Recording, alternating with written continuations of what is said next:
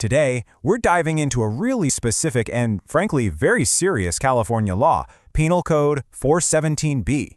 Now, this is all about brandishing a firearm, but what makes it so different is the location. We're talking about a daycare center. So let's get right to it. What is it that takes this act and turns it into a life-changing felony? It's not just about having a gun.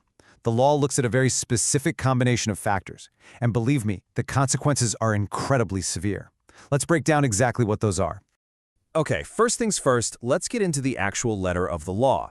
To really get why this is such a big deal, we need to look at exactly what Penal Code 417B spells out. The language of the law here is super specific. It's not vague at all. For this felony charge to actually stick, three things have to happen all at once. The firearm has to be loaded. The way it's shown has to be rude, angry, or threatening. And, this is the key, it has to happen at a daycare center. Every single one of those elements is absolutely critical. This comparison really lays it all out, doesn't it? A regular brandishing charge might just be a misdemeanor, but PC 417B gets kicked up to a felony because of three major escalations. The weapon has to be loaded, the location is specifically a daycare, and the behavior isn't just careless, it's got to be actively threatening. It's that perfect storm that makes the law treat it so seriously.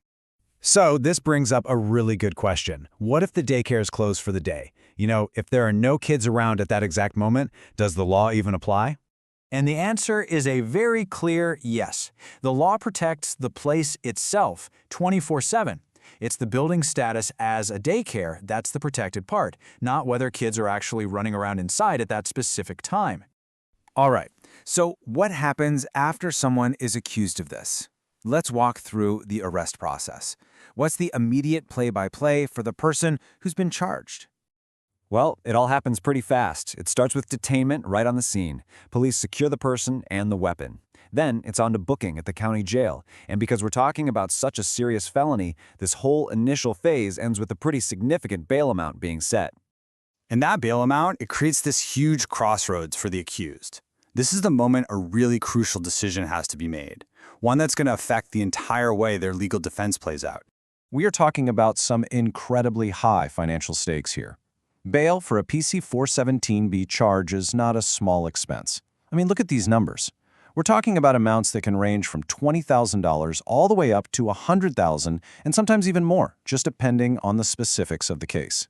So how does anyone actually handle a bail that high? Well, typically it's through a bail bond. And what that usually means is paying a non-refundable fee, about 10% of the total bail, to a bail bondsman, who then posts the full amount to get you released from jail. But why is getting out on bail so important?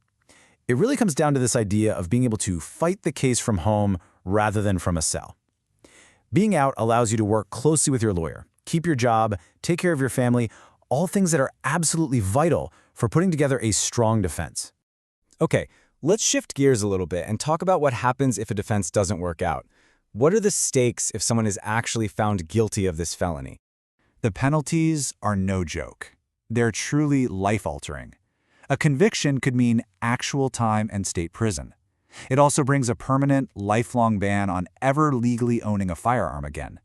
And on top of all that, a felony record creates these huge, lasting barriers to getting a job, finding housing, and even getting certain professional licenses. But it's so important to remember, a charge is not a conviction.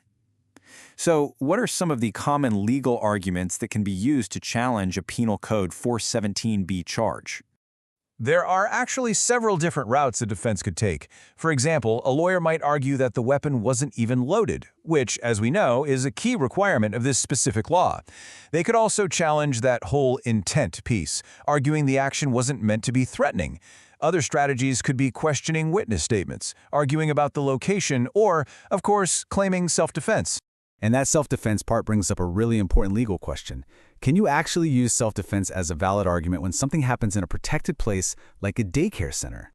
Well, the short answer is yes, it can be a valid defense, but, and this is a huge but, the bar is set very high.